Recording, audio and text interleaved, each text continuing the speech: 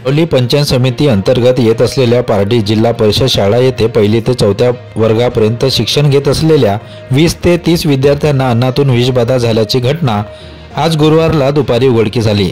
दुपारच्या जेवणातून विषबाधा झाल्याने 20 ते 30 विद्यार्थ्यांच्या पोटामध्ये दुखणे सुरू झाले। विद्यार्थ्यांनी घराकडे धाव घेतली। विद्यार्थ्यांनी आपल्या पालकांना पोटात दुखत असल्याचे व उलट्या झाल्याचे सांगितले। पालकांनी त्यांना सावली ग्रामीण रुग्णालय येथे उपचाराकरिता दाखल केले। यामध्ये स्वयंपाक महिला कर्मचारी सुद्धा विषबाधा झाल्याचे स्पष्ट झाले आहे।